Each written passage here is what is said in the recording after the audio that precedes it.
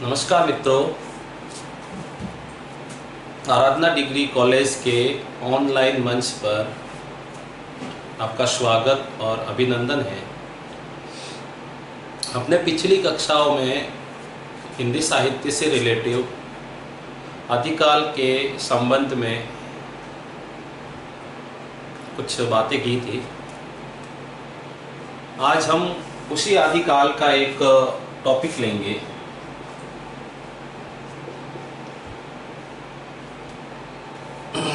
आदिकाल की समय सीमा 1350 से 1650 ईस्वी तक।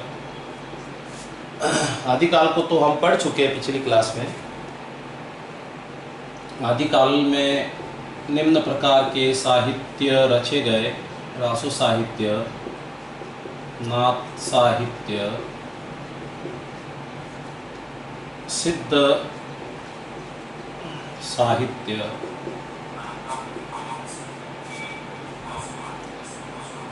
रास या फिर जैन साहित्य बोले एक ही बात है। लौकिक साहित्य,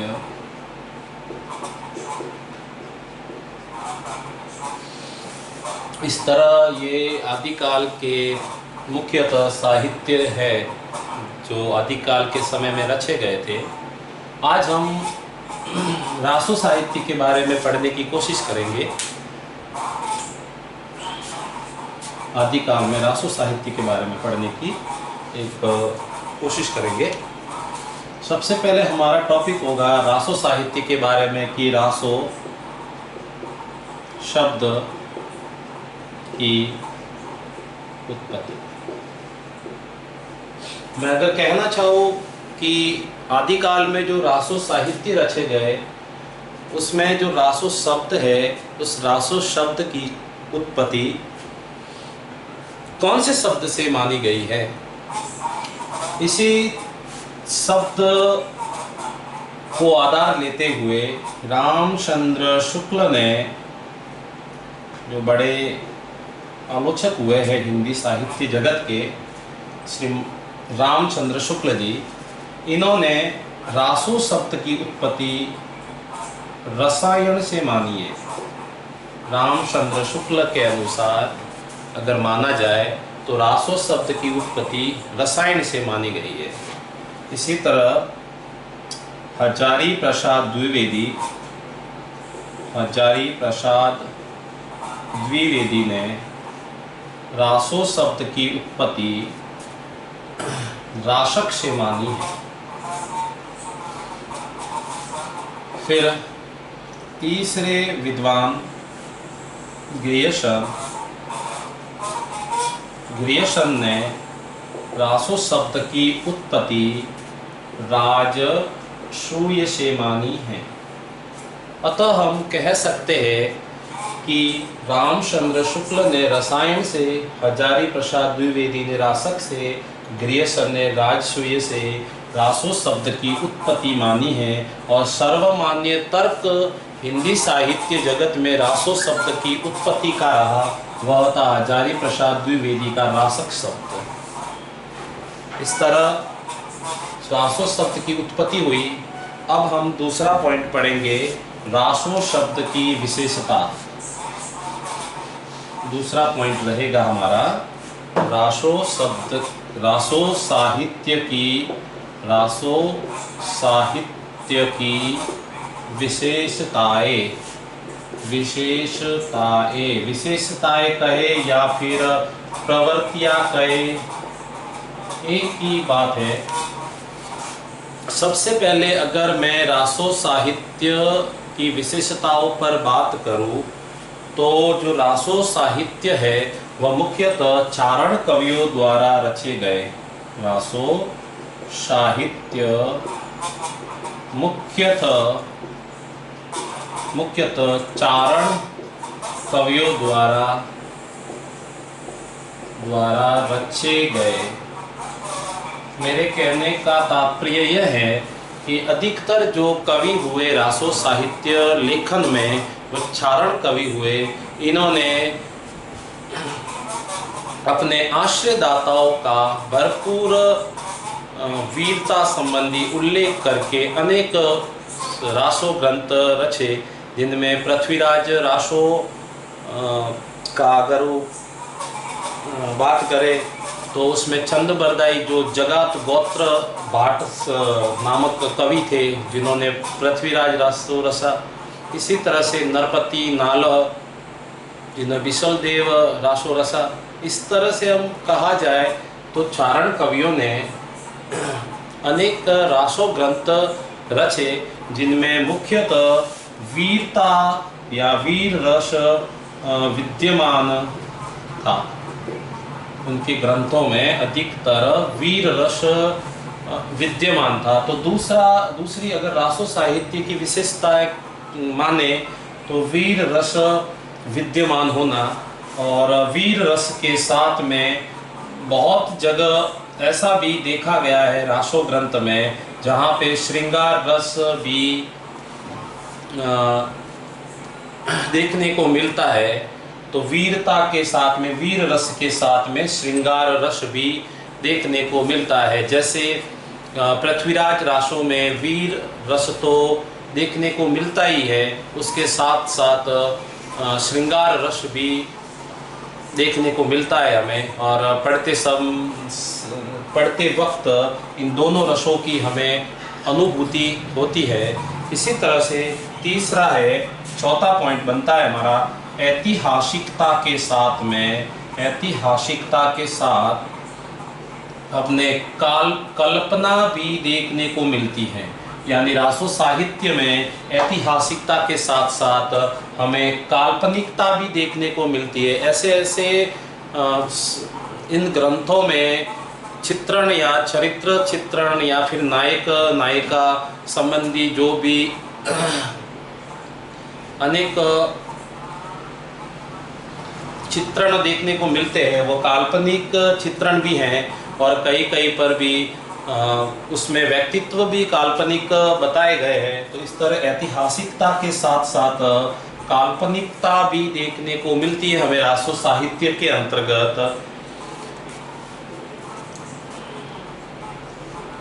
डिंगल पिंगल शैलियाँ, हमें रासो ग्रंथ में ये दो प्रकार की शैलियाँ देखने को मिलती हैं। डिंगल, मैंने पूर्व कक्षाओं में आपको बताया था कि डिंगल शैली जो अपभ्रंश के साथ में राजस्थानी अगर मिल जाती है तो उसे डिंगल शैली नाम देंगे।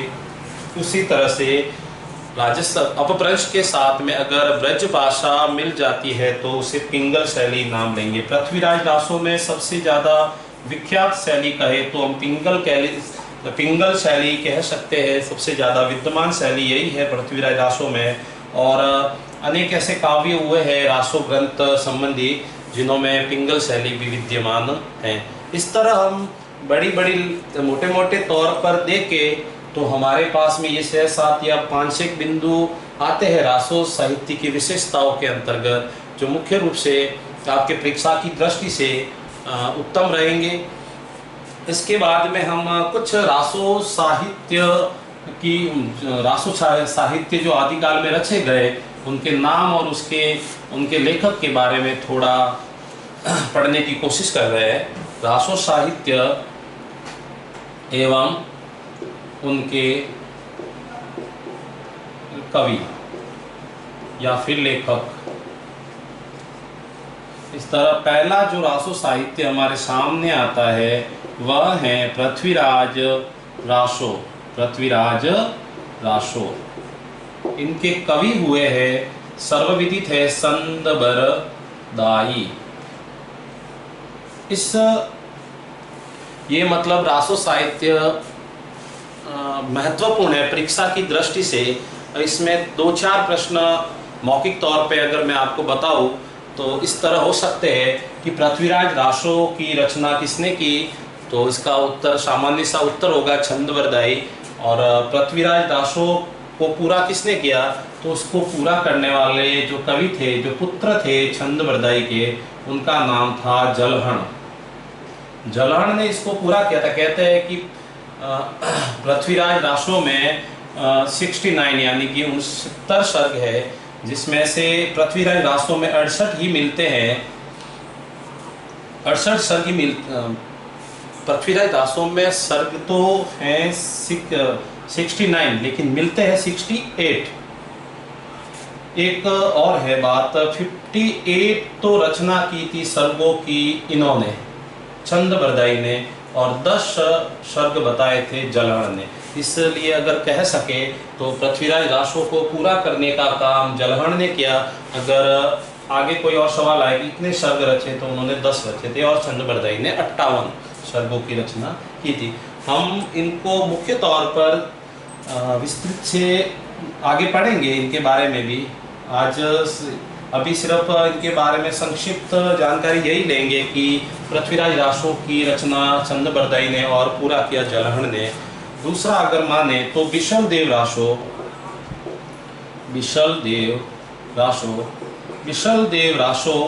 की रचना नरपति नालह ने की। और ये विशलदेव रासो 4 भागों में विभक्त किया हुआ है। पहला भाग है इनका विवाह, दूसरा भाग है इनका राजा का उदास होकर उड़ीसा चला जाना, तीसरा भाग है राजमती का विरह, और चौथा है मिलन। इनमें नायक और नायिका का नाम है। नायक तो है विशलदेव और नायिका है राजमती। दोनों का विवाह हो जाता है, और जाहिर सी बात है कि विशलदेव द्वारा राजमती को ऐसा कहा गया कि इस जगत में मेरे से बहादुर या फिर मेरे से सुंदर कोई राजा कहीं पे है। तो फिर राजमती कहती है कि है उड़ीसा वाला राजा। तो फिर इस तरह वो उदास होकर विशलदेव किसी जगह लिखा हुआ है 12 महीने के लिए जाता है, किसी जगह लिखा हुआ है 12 वर्ष के लिए जाते हैं वो।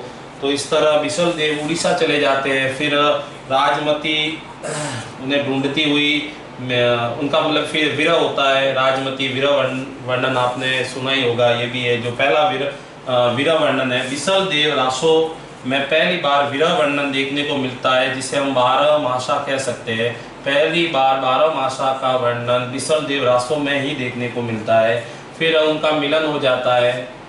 एक परीक्षा की दृष्टि से अगर मुख्य बात देखें तो पहली बार विशलदेव रासो में 12 मासा का वर्णन मिलता है, और यह 12 मासा कार्तिक महीने से शुरू होता है। विशलदेव रासो का 12 महीना कार्तिक महीने से शुरू होता है, और पद्मावती का जो है ना, उसमें जो 12 मासा है वो आषाढ़ महीने से शुरू होता है। इस तरह ये दो आने वाली क्लासों में विस्तृत जानकारी और प्राप्त करेंगे इनके बारे में। तीसरा अगर माने ग्रंथ तो परमाल रासो, जिसकी रचना जगनीक ने की थी, और इसको हम याद करेंगे पर जग करके। इसमें ही वो पंक्ति है 12 बरस ले कुकर जिए 13 जिए सियार, बरस 18 क्षत्रिय जिए आगे जीवन को धिक्कार। यानी अर्थात 12 महीने तक कुत्ता होता है, वह जीवित रहता है। 13 महीने तक शियार जीता है। 18 से आगे जीना क्षत्रिय एक धिक्कार की श्रेणी में ही मानता है कि मैं 18 साल से ज़्यादा नहीं जीऊँगा। इस तरह ये पंक्ति जो है वह परमाल रासो में कथित है। इस तरह चौथा है हमारा हमीर रासो जो शारंगधर ने लिखा था। हमीर रासो जो शारंगधर ने लिखा था। इसी तरह से है आगे विजयपाल रासो विजयपाल रासो, जो नल्ला सिंह भाट ने लिखा था। बुद्धि रासो, जो जलहण ने लिखा था।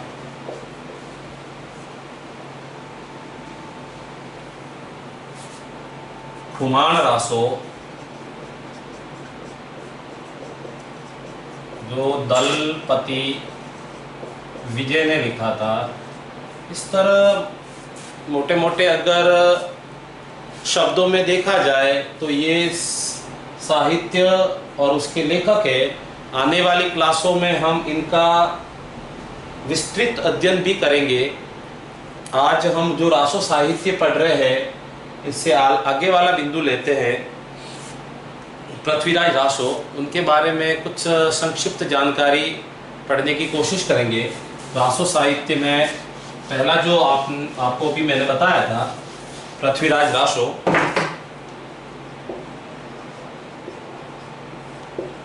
मैंने आपको ये तो बता ही दिया था कि इनके लेखक कौन है, चंद बरदाई,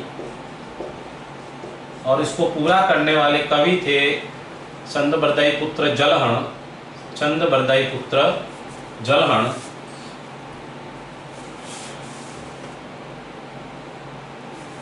इनमें जो रस विद्यमान है वो वीर रस है, और वीर रस के साथ में श्रृंगार रस भी हैं। और अगर बात करें इसकी भाषा या भाषा शैली की, तो शैली इसमें मानेंगे पिंगल शैली। पिंगल शैली का इसमें ज़्यादा प्रयुक्त हुई है पिंगल शैली। हालांकि इसमें डिंगल शैली भी देखने को कहीं पे मिलते, लेकिन सबसे ज़्यादा जो शैली इसमें भाषा शैली जो काम में ली है वो पिंगल शैली काम में ली है। इसमें जो सर्ग है, सर्ग को हम पृथ्वीराज रासो में समय बोलेंगे, समय या शमयों बोलेंगे, शमयों।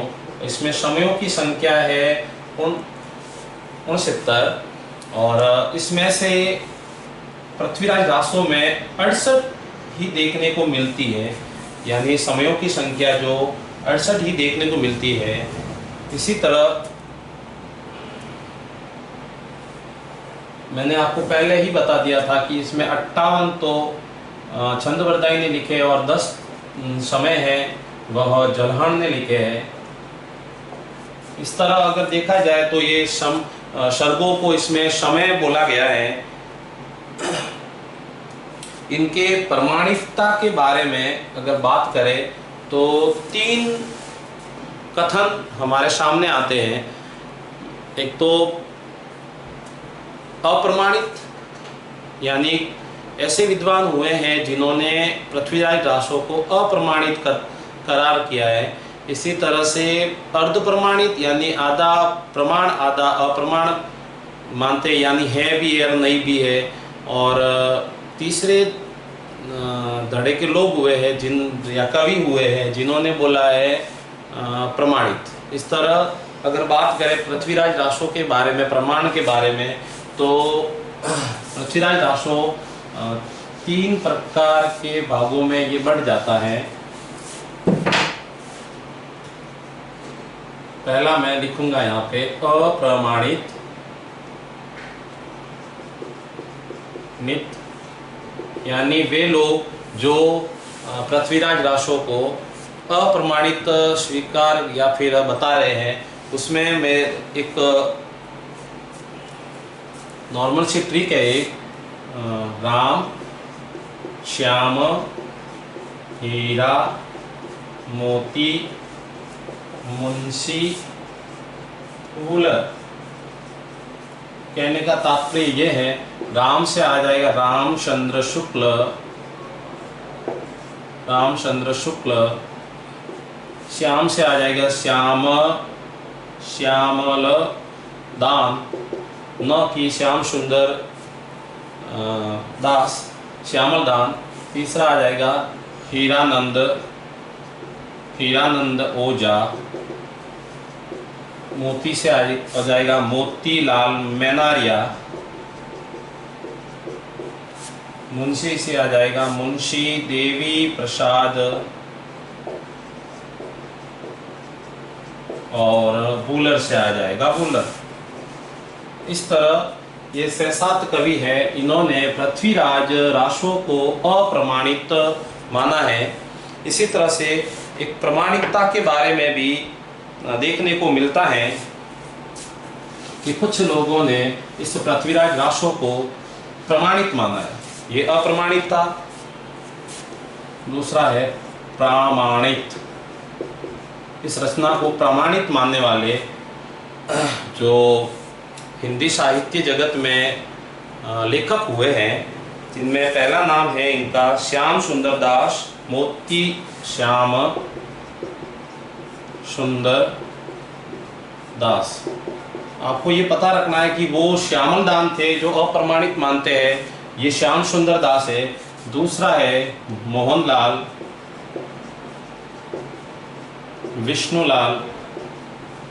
मोहनलाल विष्णुदास पंड्या। ये भी इनको मतलब अप्रमाणित ही मानते हैं। इसी तरह से मथुरा प्रसाद दीक्षित,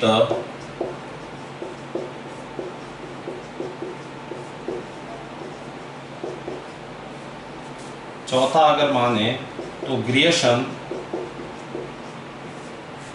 पांचवा माने तो कर्नल टॉड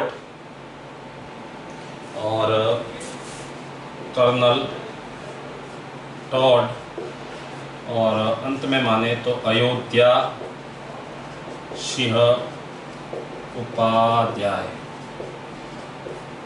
इस तरह इन लोगों ने इस पृथ्वीराज रासो को प्रमाणिक स्वीकार किया कि ऐसा करके ग्रंथ था। अब अंत वाला एक बचा, तीसरा अगर माने तो अर्ध प्रमाणित। तीसरा है अर्ध प्रामाणित।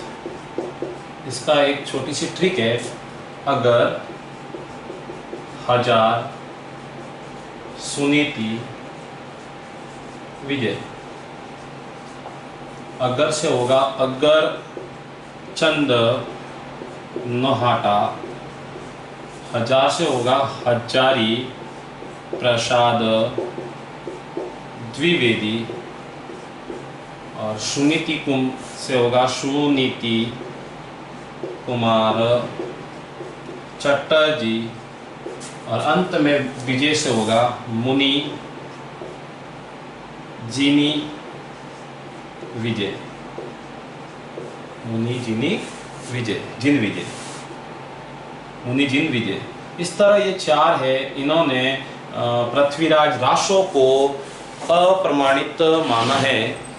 हम आने वाली क्लासों में अन्य बिंदुओं को लेकर, एक मैं आपको बता दूं, पृथ्वीराज रासो को एक इम्पोर्टेंट अगर परीक्षा की दृष्टि से देखे तो ये हो सकता है कि नगेंद्र ने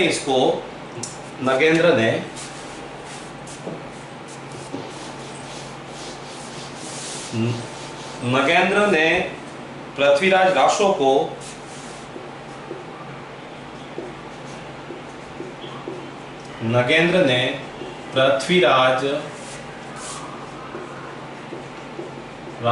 को घटनाकोश कहा है। क्या कहा है नगेंद्र ने? इसको घटनाकोश कहकर प्रमाण दिया है। इस तरह हम आने वाली क्लासों में और भी जानकारी या फिर पढ़ने की कोशिश करेंगे, जैसे विशल देव रासो है, कुमार रासो है, परमाल रासो है, एक एक करके हम बिंदुवार पढ़ेंगे।